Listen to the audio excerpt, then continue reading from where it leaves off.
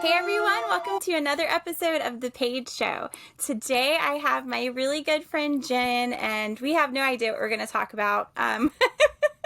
We literally are just going with it. That's how we roll. But I did have some listeners give some ideas of topics that they wanted. I think I put an episode out there. I don't even listen to my own stuff.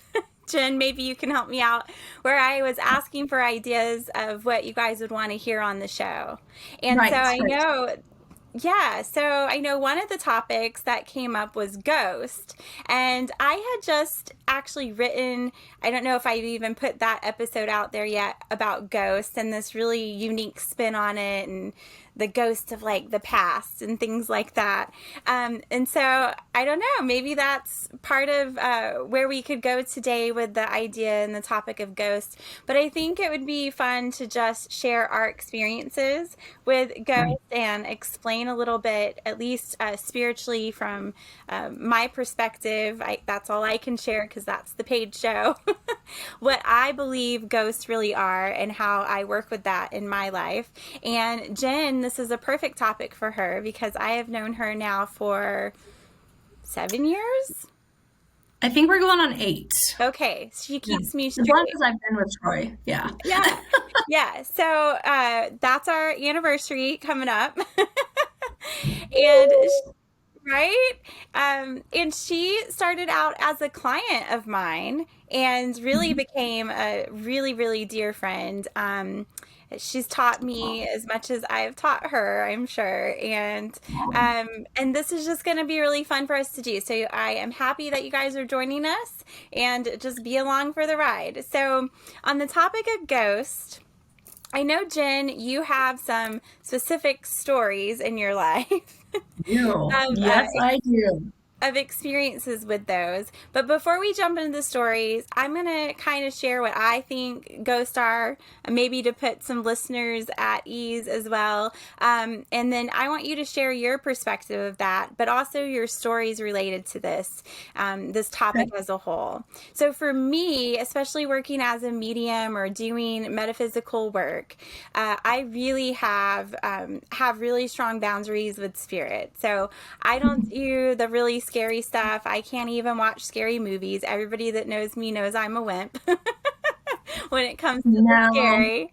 Well, you are you're the biggest badass on the planet when it comes to that. So I don't agree. Okay, well, thank you, but I won't do like those, like the new Conjuring movie. Like I don't do those possessive kind of whatever movies, and I'll tell you why. Everyone who's listening, I'll tell you why. It's because it just, for me, it's all energetic. So if we're talking about ghosts, it's energetic for me. We're talking about from a medium's perspective. When we exit this shell of a body, as beautiful as it may be, we all leave our shell at some point, and we're that soul, that spirit that we talk about when we talk to people from the other side or commune with spirit. Right, Jen? Because that's absolutely accurate. Because this lady right here is going to be my sidekick medium. You guys are going to really see us do some work together.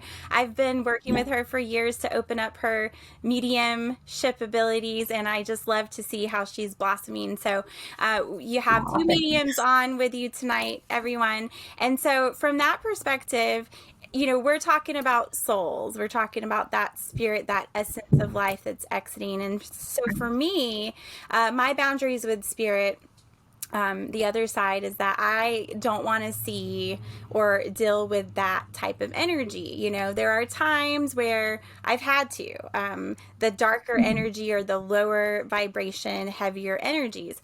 I couldn't do this work if I didn't, but it's not something that I said I wanted to sign up for all the time, right? And so I have really good boundaries with that. And because of that, being able to see both sides of it, for me, ghost, it's really it's all about energy. And so when we talk about seeing ghosts, everyone's going to have a different opinion about that. I do believe that we see spirits and people label those ghosts. And I do believe that they make themselves known. They can mess with us, mess with electricity, a lot of those things, but all in the, I'm going to say, good fun of saying hi, of getting your attention, letting you know that you're being visited, that they're always around you, that kind of perspective. So from Paige World, it's all about really your personal experience of even your belief systems, of how that's going to drive your opinion of what ghosts really are. To me, it's those souls that are crossed that sometimes, tune in to say hi, want to get our attention. And for the most part, I would say that ghosts are harmless. They're not out here to do what Hollywood shows us and try to take over our bodies or anything crazy like that. It's really just about that visitation. The actually teaching you that you can see them is another way that spirit really shares with us that we have these abilities that sometimes we don't tap into. But when we start to talk about it being energy and when it's scary, the ghosts that scare people, Jen, you have examples of this with some of your stories. I do. Yeah, and the biggest thing for that with me is that because we're talking about energy, a lot of the time when the ghost will say, that is presenting itself to you becomes scary, I like to teach people that it's really because of your perception. Maybe your belief system, religious beliefs, things like that can really raise fear in you. And so you're really tapping into that fear that's in you that's making this visitation scary, but it's not necessarily like a negative energy or heavy, low vibration kind of thing. So that would be a really quick summary, but let's jump in, Jen, and share some stories that you've had and conversations we've had about it. Oh my gosh. And first of all, I have to say thank you so much. Y'all, this gal is so talented and so gifted and has taught me to, the first time I met Paige, I had a great reading and I was there for a specific reason. And that's the one thing about this kind of work, is that I think everybody kind of comes into it thinking that you're going to hear from somebody that you really are focused on hearing from the other side. And it doesn't work like that. That's not how spirit works. That's not how the medium realm works. So she told me, she's like, "You're gifted." And I was like, no, I'm not. But through a lot of work and a lot of talking, I have discovered that about myself. And so it is not easy work. It's very hard work. There's a lot of folks that have the gift and the ability, but use it for the wrong reasons. So the really great and beautiful thing about my dear friend Paige is that she's taught me how to use it for the betterment. So with that being said, I really do honor you, and I'm so grateful for you for so many healing moments that we've had together. So thank you. But let's see, I'm trying to think, I've got so many stories of things through kind of discovering my gift that I found out. But one of the things, it was years ago. I have children, and I had this great rental house that, just had a weird vibe to it, but it was charming at the same time. And at the time, my children were, I think, 8 and 8, 5, and 2 at the time of this rental house. And, it wasn't particularly any different than any other place I really had ever lived. But I had my oldest and my middle it was bi-level. So you could go up or you could go down.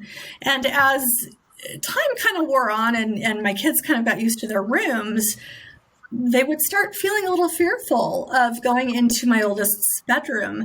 And there was claims of, and she was 8 at the time. I was like, yeah, whatever. You're just go to bed, But through a lot of emotional talks and a lot of kind of probing her on certain things, there were things that were happening in my home, and nothing that was vindictive, nothing that was really super scary, but you could feel a depression. If somebody's sitting on your bed and you're in it, you kind of know somebody's on the bed and there's nobody in the room. There was reports of seeing a blue figure kind of moving down the hall. And so I did believe my kids after, a good long period of time. And we discovered through kind of doing a little bit of history, this is before I met Paige, that there was an elderly gentleman that passed away in that room that my daughter slept in. And his spirit, his soul just had not left. But through talking to Paige, one of the things and one of the biggest parts about this is that yes, it's a little bit creepy because you can't see it, but you can feel it. Right. If you give something that energy, if you give it fear, it will continue to scare you. But if you treat it as, I view ghosts in a very the commercialized word ghost. I don't use that word. I use spirit, and I use crossed over or passed on. I don't even use crossed over. I don't think that's somebody else's line, but passed on. And they don't scare me anymore. I can tell you that. I've had a lot of experiences like that, but it was an elderly gentleman who had just lost his way to the light. So we lit a white candle and I asked him to go to the light, and it never happened again. So you can cohabitate in a space and in an area with something like that, as long as there's a mutual respect and you set a boundary.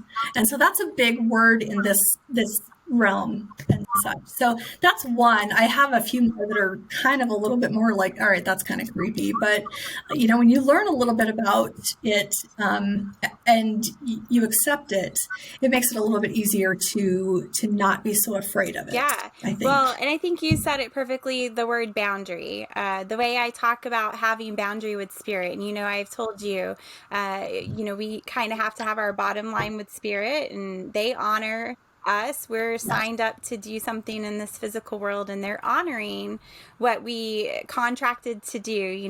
When it's too hard, we can ask for some relief. Doesn't always feel like we get it, but we can still ask. And so it's no different because we're just talking about energy or talking about spirit and souls, that we can ask them to leave. I teach my kids very similar to what you're talking about with situations like that we've had, where if you don't like what you're feeling or seeing, because all of my kids see and feel things clearly. Yep. I know. And we have a lot in common about this. We've even really bonded on that motherhood plane about having these type of children that see and hear things. It's a totally different way to raise them. And in fact, my little one, my baby girl, she just told me yesterday, we're traveling around, we're in the RV, we're at my mom's son. We're kind of like little gypsies right now, totally my vibe. But, sleeping in a different room, she started to feel a different energy. Well, funny enough, she's sleeping in my childhood bedroom. And so, I never thought about it as much as I do this work, right? I have never thought about the fact that I saw a lot of things in my bedroom as a child with my gifts open, all of that opening up, the abilities that I use now. And I don't think that's ever been cleared out. I mean, I didn't clear it. I know my mom didn't clear it, and my daughter brought that to my attention, and it just made sense. Like, a lot of these energies stay, and it's not necessarily always that they can't just find the light, right? But it's like we've put energy into these. When I was a child in that bedroom sensing things because spirit was helping me experience things, I was scared. I mean, who wouldn't have been? What is going on, right? Am I Yes. losing it, And Right. that fear even in itself could linger in that space. We don't understand collectively, even me doing this work on the regular, I have to be reminded, how it works. We're all in this together. Like, we can be Yep. helping each other, but we're still all Sure. learning. So I have to remind myself of what I maybe even teach people like you, like through the years. When stuff like this comes Right. up, it was like, I've never cleared that room. It was a duh moment, or that the fact that I Sure. put fear into that space as a young child, not understanding what I was seeing. Well, my daughter brings that to light Right. now, 30 something years later. And, we got in there with some sage and got that room all jazzy and ready to go. And so this stuff can really, Aw. it can linger because energy is energy, and we know energy is constantly there. It's everything around you could be Right. summarized as alive, right? And so it's really not any different with the Absolutely. ghost and the boundaries that you're talking about, is that when you feel something, like when my daughter felt this the other night, I said, well, did you talk to it? Did you identify it? Did you ask it to show you something or speak to you? Or, I try to teach her to say, like, is it a boy or a girl? And start to like identify, to help her tap into her intuition Right. too. Of course, she did none of that. And she looked at me and she Right. goes, and little Lennox Shin, she goes, Oh, yes. I know, right? Feisty I don't know where woman. she gets it from. But anyway, she What? Seriously? Wow. denial. That's what that is. I'm kidding. She raised that little eyebrow okay. and got That's all okay. sassy. She's like, why would I ask it what it is, Mom? And it was Because like, you want to know. I don't know. Kevin Hart is still like one of my favorite comedians of all time. And I am not Oh, over. yeah. I will never get over some of his old stuff where he's like, why would you throw a pin at it when you don't even know what it is? It was like, his whole, yeah, I with remember that one. the That's a good ostrich one. and the, and so Yes. that's exactly Why how would she you do answered that? me, all sassy. Why would I ask it what it is when I'm over here and I know she's thinking in her head, like, I'm Oh scared to my death and you gosh. want me to talk to this thing? Bless her heart, man. Well, it's a legit question. And let me just, I have to preface this and interrupt you for a second. She is, okay, so I know all of Paige's children and not, I mean, this one is so gifted and she's such a sass and so like, yeah, screw you kind of attitude. And she is going to go so far in life. All of them are. And, I just sensed it when I was watching them one day, and it's incredible. You've done such a beautiful job with all of them. And let me tell you guys, every single one of her kids is gifted. They are. They might ignore it, but they all have these amazing abilities to see and to know. And so it's a really cool thing. I've got one that is really working on herself right now, she's exactly my clone. But this is a very new beginning for her. And who wants to work with your mom? She does. To teach you the gift. She does. So we'll get there one day. Yeah. She's at that age where she won't admit it, but we all know. We know that she knows that we know we yes. know. This is true, but I definitely kind of going back to childhood experiences. I can remember we had a really great house, and I slept in the downstairs area. And again, it's weird. It's about these bi-level homes, so you're up or down when you enter, and I was down. And I can remember as a kid, I mean, you're right. Things that happen to us in our childhood or when we're developing these gifts, you don't think about it. You think it's a dream. And through a lot of conversations that you and I have had, and I don't even know if I've shared this story with you, but I would levitate in my bed. And it might sound really goofy and crazy, but I never was very afraid because it was always people that I recognized in pictures that were coming through and such. But, at first when it happens, when you're little, like 5, 6 years old, you're like, oh my God, I must be dreaming, or this is really scary, but you can't speak. And that's when it does become a little bit scary. And that's when, you learn, okay, I'm going to block out those negative energies. And even I think at a young age, I blocked those things out. Very similar. I don't watch demonic movies. I don't like to watch The Exorcist. I don't like to watch things like The Conjuring or, things like that. But please also keep in mind, I mean, so much is commercialized and made up. They may have really happened to people, and gosh, bless their hearts if it did, but it's not reality. It isn't. There are dark forces, unfortunately, if you choose to give energy away and on to the them. lines of Hollywood and those movies, I think that's important to talk about, because I'm not negating that there are negative entities. I was, what I'm being clear on is where we can set our boundaries as people, where what we decide to deal with. I have mentors that love to get into that, that I don't even know the word for it, that will get into the nitty gritty of all of that, stuff. They're almost attracted to do that darker stuff. To me, it's just not my jam. That's not what that's not my calling or what I signed up for. But because of that, we know that it exists. And so on the idea of the movies and things, the closest to reality that I would say that we could get from those things, those movies in particular, is that talking about energy again, how energy attaches to us on a daily, where we are out and working or just going to the store, we are in contact with other spirits, souls, people all the time. They're all around us, right? And we're actually in contact with other humans in the physical.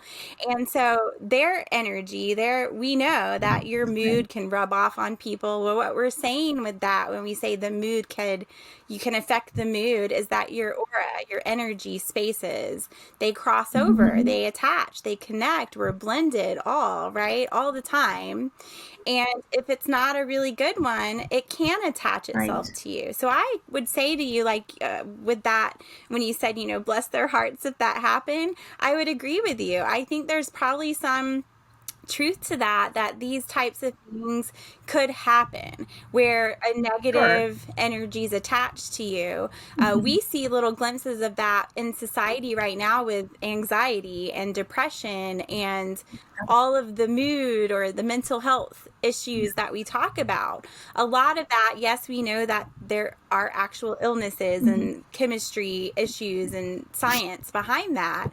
But you also know, as being a nurse, working with people that have mental health issues, but also working on the energetic side of things, like where we live, that this can attach to you, and you can sometimes feel like you're bipolar, but you're really just needing a really good cleanse, and how the movies describe that would be an exorcism. There are times where we could literally feel like we need an exorcism, and I think Hollywood might be pulling from that. And I know, centuries ago, and with the priest, I am not raised Catholic, you were, so I'm sure you could speak to that more, that I know that really did happen. But what we're talking about tonight with ghosts and spirits, it's not saying that these things can't happen or didn't or aren't real. It's more of what I want to teach people about ghosts, of how to deal with ghosts, and what is it really, that energy force that we can cleanse ourselves from or detach ourselves from, that we honestly should be doing daily if we believe that spirit, ghost, or energy, not just when we see one, not when they just pop in and say hi and scare us to death. That's right. And it's a lot about, just learning certain tools. This home that I live in has several, and it took me a while to figure out who they were. But because of my gift, I knew intrinsically before I ever talked to Paige about it, and she knew I knew. So it was not a hard thing for me to figure it out. I know who they are. Now, it's just those that have crossed over. Do I have other beings or light, people that haven't?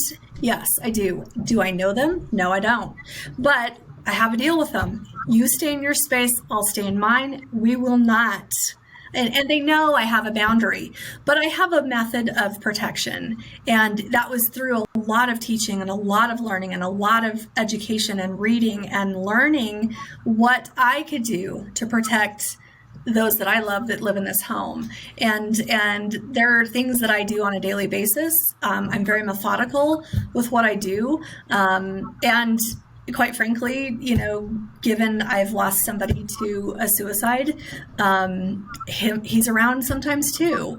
So it's really just a matter of knowing how to be that inner badass that has to come out and say, this is my home. It used to be your home, and I understand that, but this is my home. Right.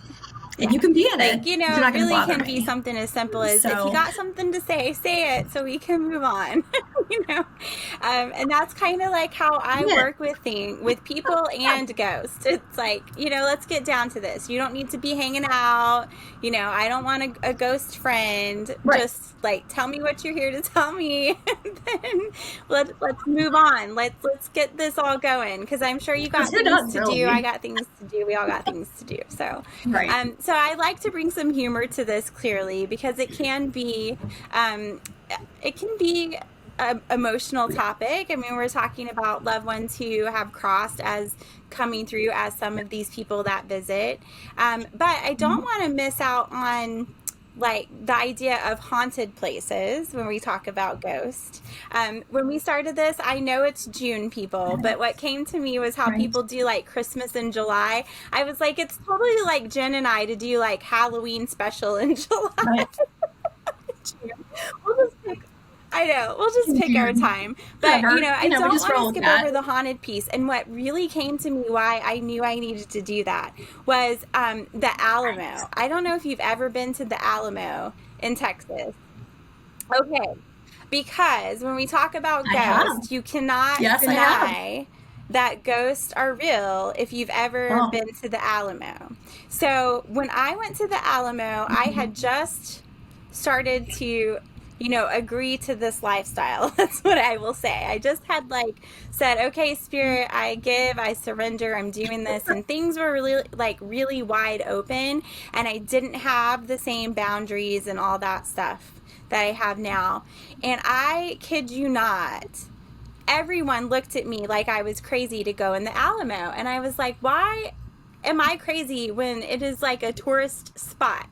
But clearly, specifically my mother-in-law, who knows me better than myself sometimes, who's also very intuitive, she was like, are you really sure that you want to go in there? And I'm like, sure. And I went in there and I regretted it from the moment I stepped in there, because as you know, that would be a good example of, if we were to say haunted, a haunted place that still is very alive with that energy. I mean, so much life was lost in such a negative way in a space like that, that you could go in and you could almost, I described it as, I almost felt like I could hear the people screaming from the walls. Like, I'm getting goosebumps now talking about it. And I just went in to say, okay, I did this. I experienced that. I'm good. I'm out. Don't ever need to do this again. I said that about a lot of Texas, actually. Well, there's that. I like Texas. And I actually, my thought process was when I was walking, you have to the lines are so long because it's such a historical place. And just looking at the bullet holes are still there. And they did admit that some of them were cosmetically enhanced, but for the most part, walking into that, it's like, that's a little bit of an overwhelming thing. Just to kind of know, I had a similar experience. My son's an athlete and he wrestles. And I walked into Columbine High School for a wrestling meet, and the parking lot, if I know that most people know about the Columbine massacre, unfortunately, and I don't give way to the shooters. I don't mention their names. It's just not something that I will bring up. However, gosh,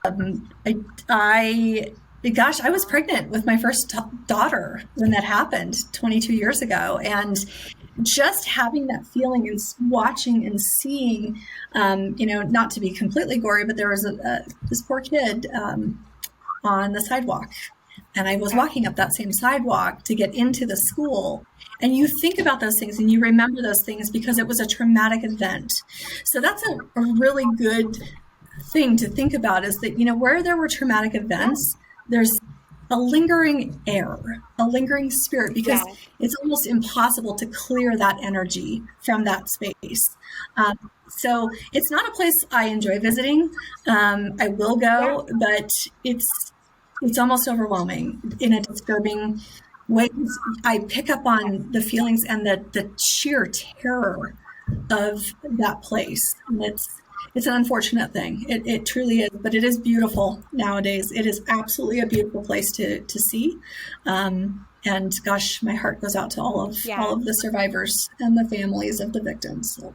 We're talking about that energy. So when you have such a heavy energy, a really tragic event happen, and then it's saturated with that loss and fear and all the things that take place with something that occurs like that. Yes. It's almost soaked into that area. We talk about cleansing or clearing places. And then you'll have times where, like, I've cleared a home and someone has said, well, it felt good for a while, but it came back. And there's so many avenues that we could go on. That's a whole nother episode.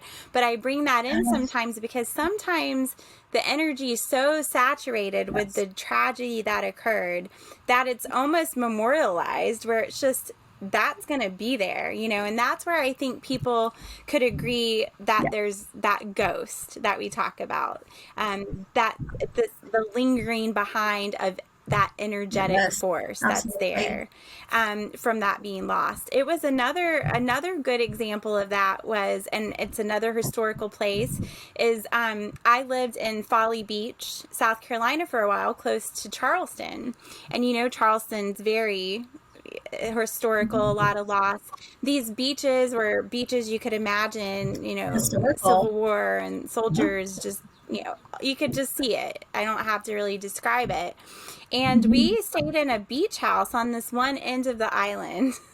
This is when I knew that my other half was going to either run for the hills or he had just signed on for all that I was, because he had rented this, right? It's like, you get what you get.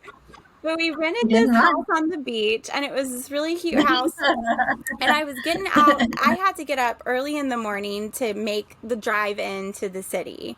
And it was dark. So yes, for some reason, I would still admit to all of you out there, laugh your little asses off, but I am a little afraid of the dark. And it's because I sense everything.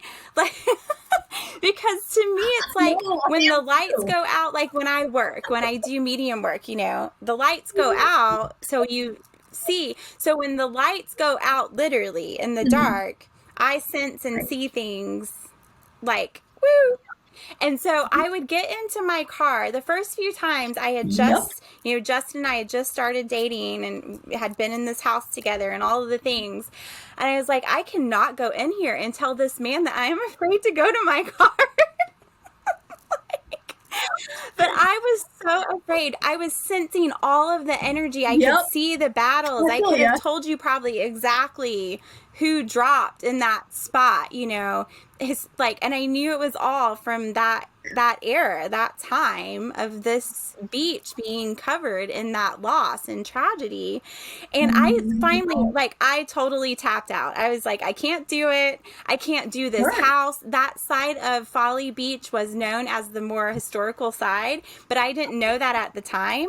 And I just lost it. I was like, I can't be in this house. I come out of this house to go to my car, and I just hear whispers, and I hear and feel everybody around me. Like, this house is haunted. And I have never said that about any place before, because I mean, like, I have you know me. Like, I'll go in there and clear that place and tell them exactly where to go.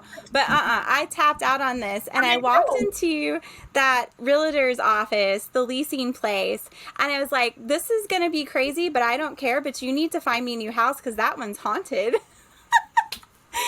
And then I did not even skip a beat, and she did not skip a beat. She looked at me and said, "Oh, honey, I know." I was like, "What?"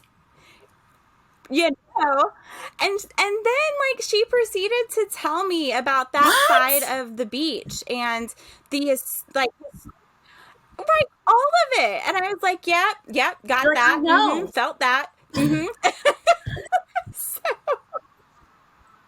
And so she did not hesitate. She literally moved Paige, us to another beach or another house on the other end of the beach, like the other side of town in Folly. And we got in that house, and it was night and day. It was so quiet and peaceful, like almost eerily, just so silently quiet. And I don't just mean noise-wise, like everything so different. To this day, I will not go to that side of Folly Beach. I am like, mm-mm.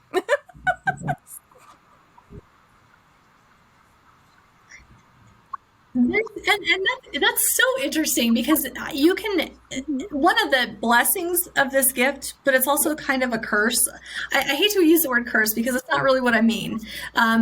Curse in the glamorized version is that you can pick up on these energies that when you walk into a place and it's like, nope, not doing this, can't do this, I'm out. And honestly, it is a creepy thing to experience because you can't. You try to explain that to somebody and they think you're batshit crazy sometimes, you know, but you're not. It's just, you know, I'm fortunate I have a husband that supports what I do. But it took me a really long time to tell him, and Paige, you know this was hard for me to talk to Troy about. And he is very open-minded, but I don't read for him. I never have. I would never try to open that up. And that's a boundary. So that's a perfect example of like, you just don't cross that boundary. So I don't, but he lost a former spouse. They were divorced and she was very, very sick and she ended up passing. I have that same common bond with him. We have children that lost a parent. My daughter's father took his life when she was very young. And so weird bonds that tie people together. His former wife didn't like the fact that I was here. This is not a home that they shared. This is a home he purchased on his own. And there have been weird things. She makes her picture fall down off our mantle. I do keep it out of respect for his children on our mantle. She has moved things. We had a candle lit one night where we're talking, and she happened to be the topic of the conversation. And his son came home, and it was 2:00 in the morning, and the candle was still lit. And that's not something that we would do. You could start a fire like that, right? So he walked over. Yeah, he walked over to blow the candle out and it went out. The next morning we get up and there's wax everywhere on where we had that candle. So it was just a sign that it was like, okay, we need to establish some boundaries. But there were certain parts of this house that she just was so heavy and lingered in. And it was the rooms that their children that they shared. In fact, the room I'm in right now was both of his kids' bedroom at one point or another. When you turn 17, a special thing happens in this house and you get to live in this room until I move to my office. But this is where they were. And now this is one of the most favorite rooms of my house. But it was because Paige had helped me say, look, lady, this is your space. This is my space.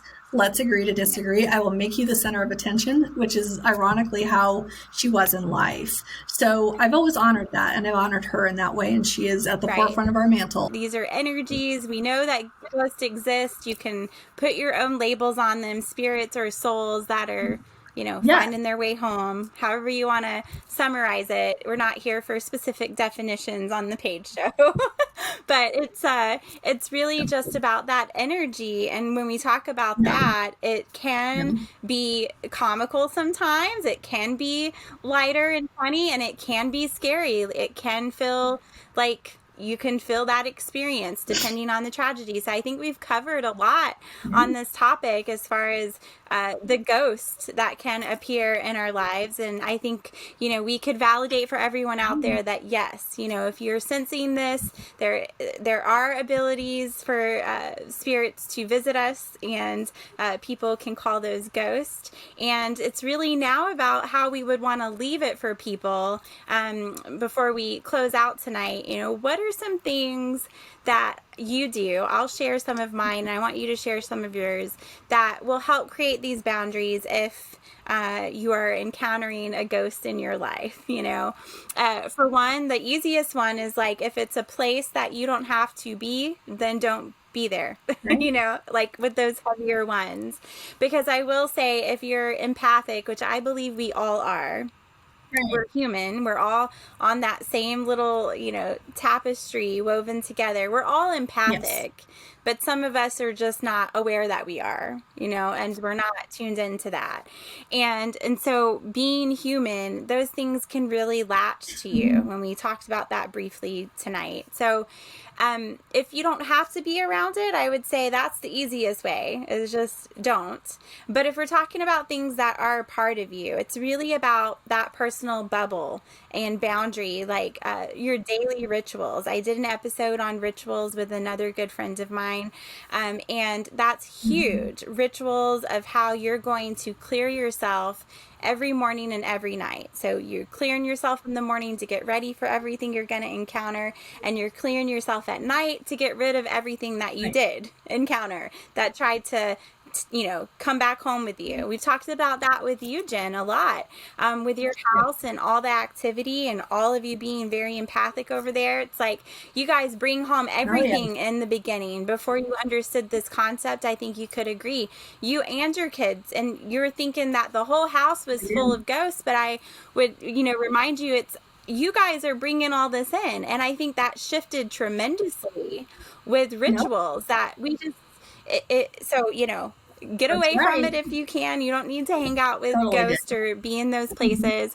or, you know, have rituals set and boundaries set that can clear you and clear your space. Learning to clear a space is huge. I think that would be a good episode for us to try in the future as well. But Jen, what are some of the things that you've done setting some boundaries to get rid of those ghosts that visit you?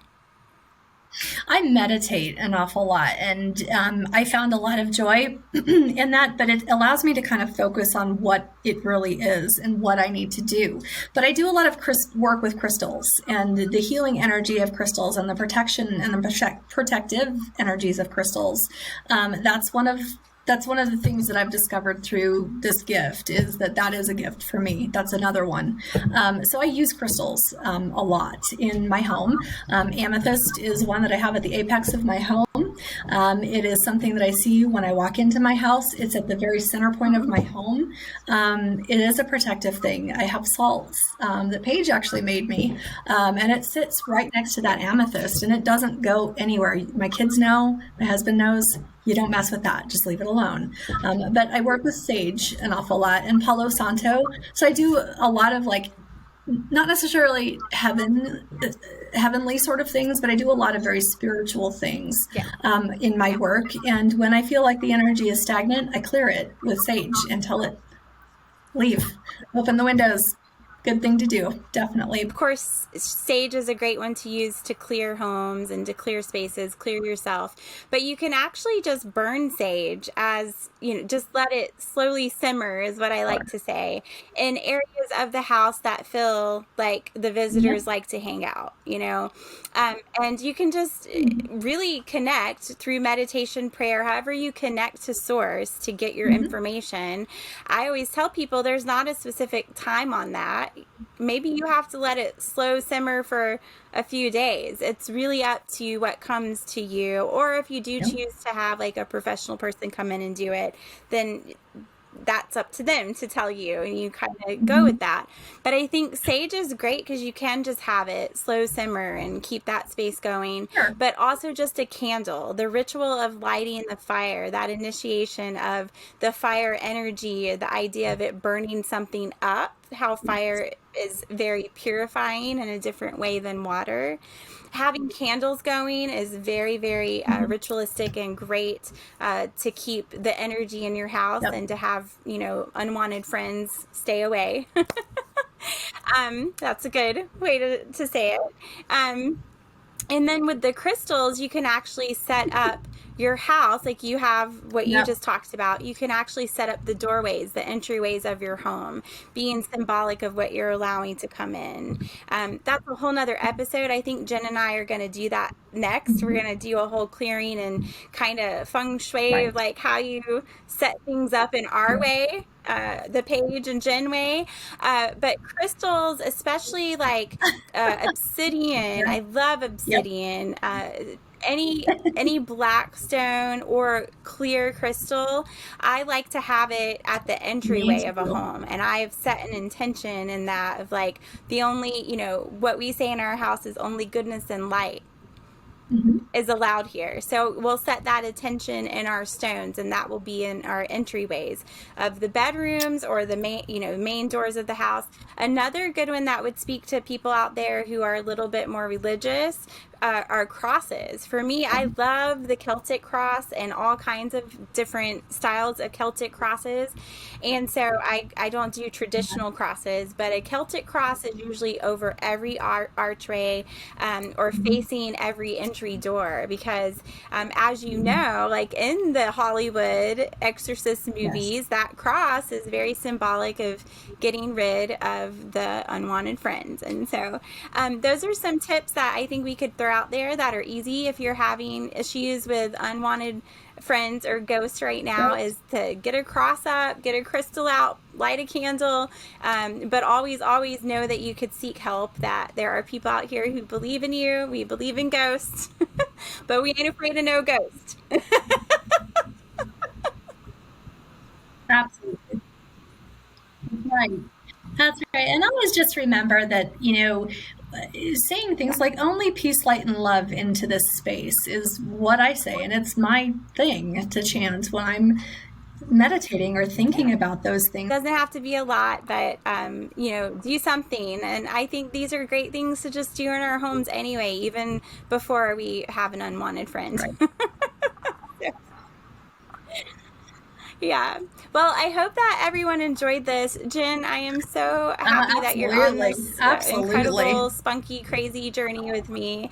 I'm glad that we did this ghost one because you and I probably have the most ghost stories of all. We only gave them a little bit of that tonight. Love it. We didn't want to scare you guys away, all right? That's what it was. But We do. but we will get to it. Just wait. Follow the Paige show. We'll always surprise you, right? No. Yeah. So I hope that the ghost story episode, all of the things were fun for you. Sure. That's really what this was about. Yes, we know that there are ghosts. You can call them souls, whatever makes you feel better. But hopefully you got a few little tips of how to handle it, and also validation that you're not crazy, that we are able to experience and feel these energies around us. And oftentimes, if it's not feeling really good, the first place to check in is just yourself. It could be your own fear, your own projections that are coming out, when it really might just be someone from the other side wanting to pop in and say hi. So I think that's a good way to end things tonight. And we're always here for you. Keep tuning in.